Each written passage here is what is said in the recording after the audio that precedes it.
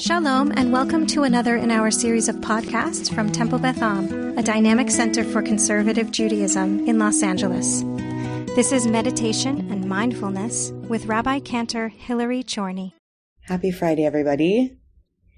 It is really good to see some faces. Welcome everybody who is on Zoom. Welcome everybody watching on Facebook. I want to curate a calm space and welcome everyone with some words of Torah that will become the foundation of some meditative moments for us this week. I've been sitting this week with a piece from Parshat Shoftim that I return to every couple of years, and it has to do with the writing of a Sefer Torah by a king.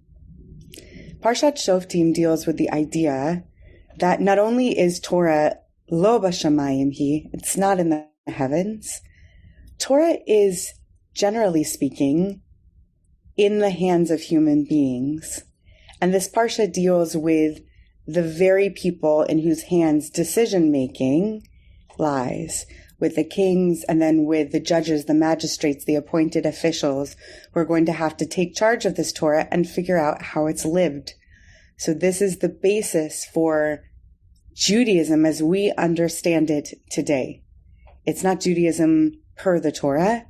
It's Judaism as we've figured it out and sussed it out, how to live it every single day in the real world. In the 17th chapter, there's an instruction that the king needs to have written for him by members of the priestly class, a Sefer Torah, a Torah Hazot. So the king needs to commission a copy of the Torah. Rashi wants to know why. I want to know why. The school of Rashi in the 13th century, 11th through 13th century, Rashi wants to know why it's the case that a king would need a copy of the Torah. And I think it's a good question. What does the king need a copy for? First of all, it's oral law. It could be passed down. And second of all, there's no clarity as to what the king would be doing with that second Sefer Torah. And Rashi says, well, a king isn't always in their palace. There is a time when the king is out on the road, and there's a time when the king is there in their palace. So one Sefer Torah is their Torah for home, and one Sefer Torah is the one that they take out with them when they go. Later, the Katav Sofer, who's this Hungarian rabbi at the end of the 19th century, comes along and says, I think that there's something more to this idea of a Mishneh Torah, of a second copy of a Torah, of a secondary Torah that a king is supposed to possess. He agrees with this idea that Rashi teaches that a king should have a Torah that's at home, that resides in the palace, and one that's out there on the road. But he says it's not about the physical copies of the Torah, it's about the way that the Torah is practiced. And it's something that's a bit counter our 21st century ideals. The idea, he says, is that when we take the Torah as the king, the copy of the Torah that we inherit, we should hold ourselves to the highest standards. We should be midakdek and mazhir, really careful and really pedantic, to be sure that we adhere to every principle, to not differentiate yaminu small, as the next few verses say. But that when the king brings the Torah out to the people, that it should be interpreted lifni mishurat hadin, leniently. With ourselves, we can hold ourselves to as high a standard as we're capable, as we're willing to live in our lives.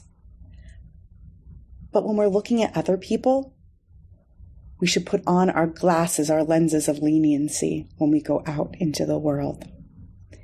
That's the Torah. Now the meditation. Okay. So wherever you are, I want to welcome you to be settled in the place you are. I invite you to first settle your breath. You can settle your eyelids too. Let them come to a gentle rest. You can let the palms of your hand come to a rest too, and your feet as well. Your palms might be open, upwards, inviting, receiving, or downwards, grounding, settling your body. Continue to let your breath settle within you. Let each joint settle into place as you come into a state of poised rest, so that your ankles and your knees and your hips cooperate with your body and allow you to sit still.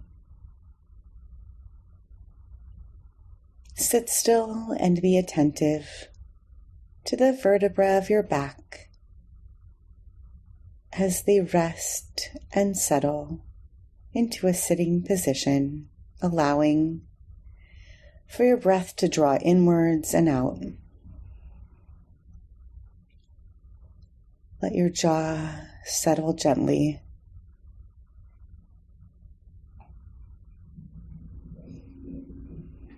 Let your mind settle into this place.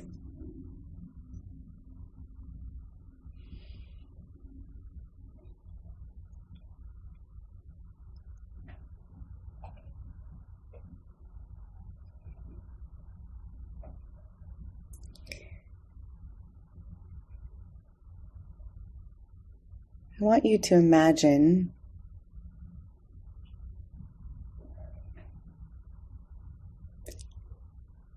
that there is a Sefer HaTorah Hazot that you carry around with you. It's been with you this week in particular. Something important. A value, a principle, something you want to see carried out in the world, a frustration not yet resolved, something you wish you were better at. Maybe you carry that Torah over your shoulder. I want you to picture where you carry it. Is it in your pocket? Maybe a fanny pack. Maybe it's slung over your back in a backpack or tied up neatly and gently in a wrap. You carry it with you as you walk through the world. Close enough to you that it can feel your heartbeat as you walk.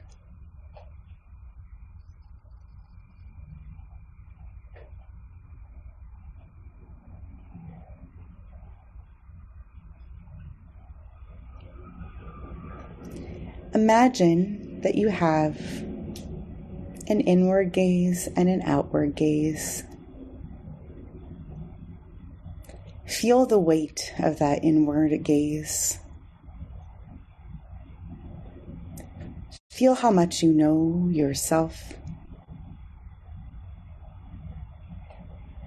How you hold yourself to wanting to wake up tomorrow morning better. Knowing this is Elul, a month and a season of tshuva. Look inward, feel that Torah close to you. Grasp it tightly, and in this settled place,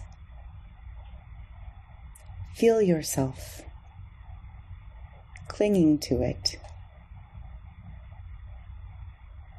like a tree of life.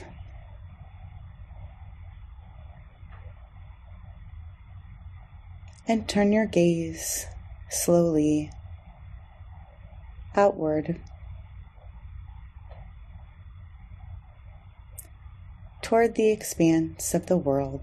Imagine your gaze can travel out beyond this room, beyond this building,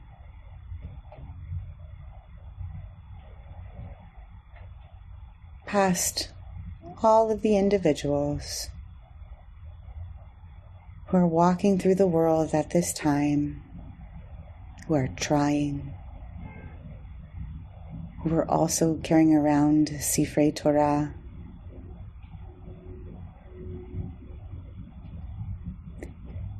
who are also clinging to trees of life.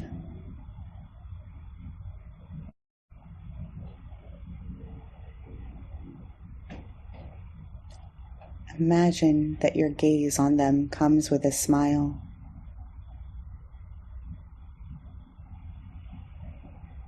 Imagine that it comes with a basic assumption of tov, of tuv, of goodness.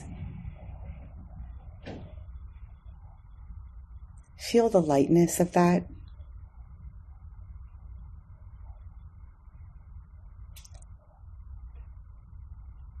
Feel the warmth of that. And sit with that for a moment.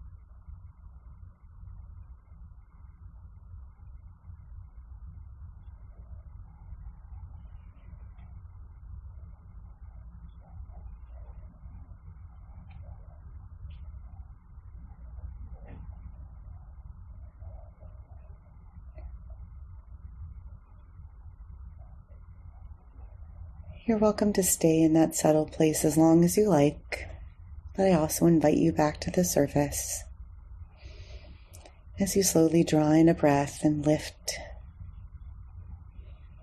upwards, lift your eyelids and return to the surface. I welcome you back.